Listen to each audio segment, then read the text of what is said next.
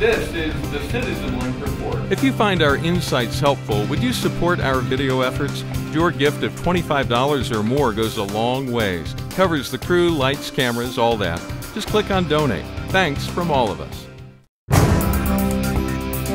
You want to know about some pro-life bills being introduced on Capitol Hill and a letter the pro-life leaders sent to the Speaker of the House. This is the CitizenLink Report. I'm Stuart Shepard, along with Carrie Earll, who follows the life issue for Focus on the Family. Hi, Carrie. Hi, Stuart. You know, when there's a big story like the partial government shutdown, it tends to clog up all the news channels. It's hard to find out about what else is going on Capitol Hill. You've been keeping an eye on 3 bills. We want to talk about each one real quickly. First, over in the Senate, one called the Children and Families First. What's it about?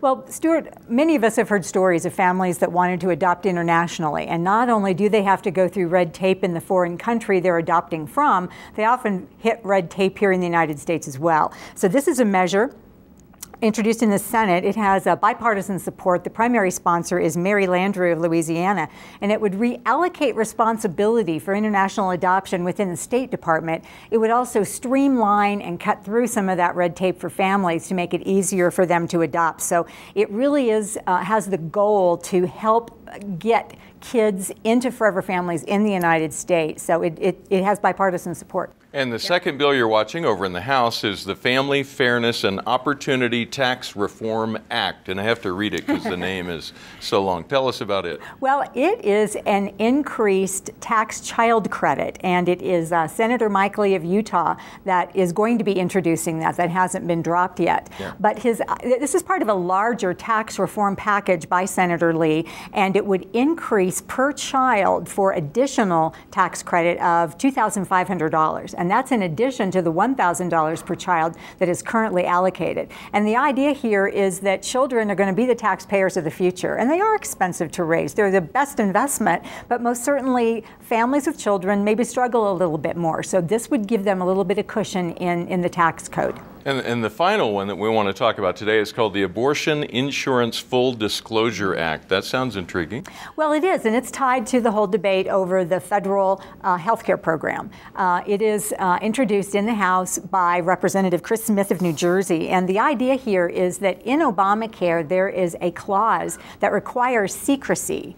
The exchanges at the state level, some of them do have an abortion premium, an abortion subsidy up to at least $1 a month. And the problem is when you sign up for those, you don't know that you've signed up for a plan that has abortion in it until you've signed it. It's kind of like what Nancy Pelosi said, we'll know what's in the bill once we pass it. Yeah. Once you sign on the dotted line, you find out whether or not some of your money is going to go to abortion. And that's whether or not you are male, female, you're 20, you're 80. It doesn't matter. Everybody's footing the bill for this. So this is a bill that would require that disclosure to be made before you sign. And if there is abortion in the plan, for you to be told up front what the cost of that is so that you can make an informed choice as a consumer. And our perception here is that as you look at what the administration has been doing with the implementation of Obamacare, that they're working carefully to not look like they're putting abortion into Obamacare, but to protect that space so that they can definitely bring it about. Absolutely. And that's what happened when this was being negotiated, if you will, was there was a clause put in that at least 1 or 2 of the plans in a given state must be abortion-free, or at least just follow the Hyde Amendment, which is rape, incest, life of the mother. Yeah. Now, there have been some states that have said, we don't want any abortion funding, period, and those are going to be in a different category. But again, this is basic disclosure for people.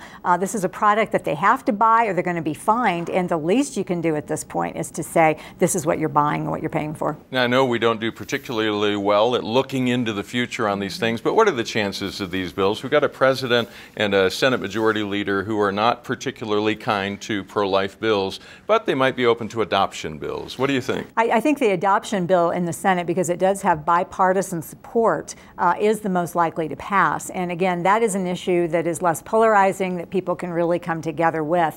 The other two, reforming the tax code to put more money in the pockets of taxpayers who are raising children, that's going to be a hard sell, especially in the Senate. And the House bill, of course, is here we have again the Republicans, the conservatives in the House who are trying to draw a bold line to say this is our problem with Obamacare and we really want this to be dealt with. I've got a letter that a long list of pro-life groups sent to Speaker of the House John Boehner. It's kind of lengthy. I want to read what's probably the paragraph that summarizes what it's all about. It says, quote, under the ACA, the Affordable Care Act, also known as Obamacare, millions of Americans will be unknowingly enrolled in health care plans that include elective abortion coverage, which we just talked about. These plans will charge enrollees a minimum of $1 per month, an abortion surcharge that will go into an abortion slush fund. Regulations further contain a secrecy clause to conceal the existence of the abortion surcharge until the moment of enrollment. This surcharge is only disclosed in the fine print without itemization of the monthly premium and is never discussed again. That sounds kind of sneaky. Well, it does, and that's why this letter went to Speaker Boehner, was to ask him to include in any must-pass legislation that is tied to government funding and the debt ceiling, to include a repeal of the abortion section of Obamacare and also the HHS mandate for employers, which we've talked about quite a bit. These are the two major problems with Obamacare. There are other problems as well, but the abortion funding and the HHS mandate.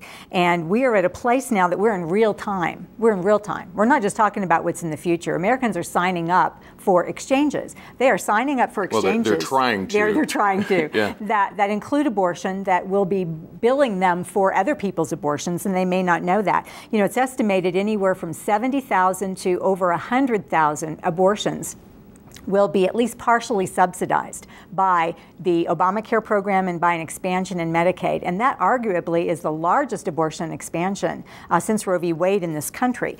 The other with the HHS mandate, Stuart, people may not realize if you have a for-profit business and you have a Christian or faith-based conviction that you don't want to provide coverage for contraceptives, possible abortion-causing drugs, those businesses are being fined. They are accruing fines today unless they have gone to court and are part of a lawsuit and have gotten a temporary judgment to protect them from those fines. It's either betray your faith or pay a fine. It is, and people are living in real time on these issues right now, and that's why I think it's so critical. Nonprofits only have until the first of the year.